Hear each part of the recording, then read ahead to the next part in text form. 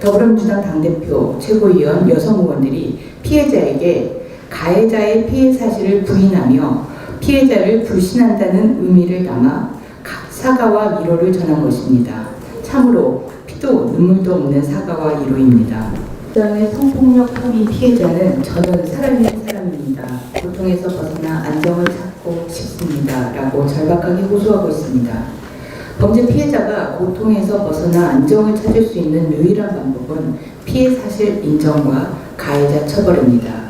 그러나 박원순 전 시장의 비극적 선택으로 피해 사실 인정 과정이 어려워져 피해자의 고통과 불안이 가중된 상황입니다.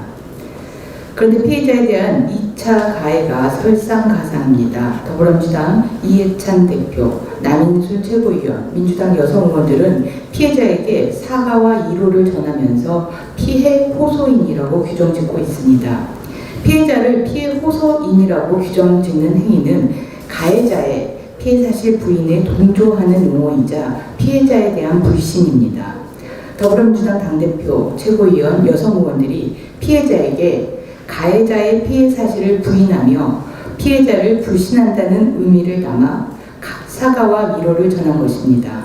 참으로 피도 눈물도 없는 사과와 위로입니다.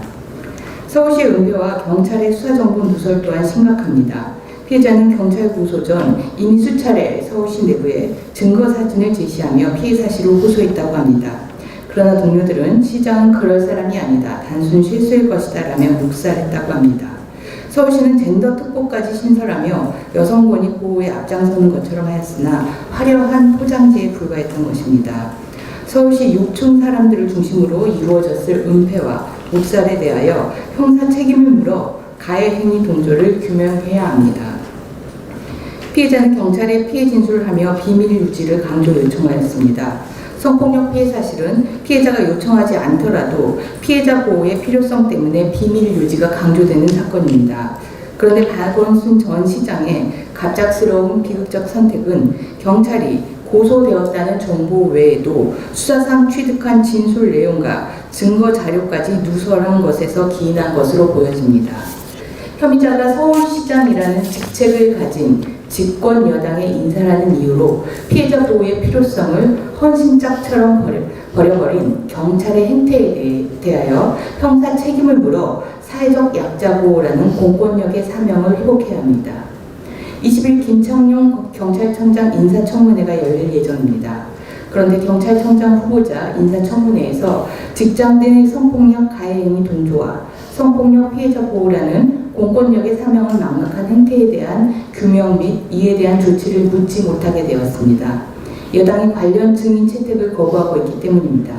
여당의 증인 채택 거부는 집권 여당이 경찰청장 후보자에게 서울시의 은폐와 경찰의 수사정보 누설 의혹에 소극적으로 임하라는 메시지를 전하는 것입니다.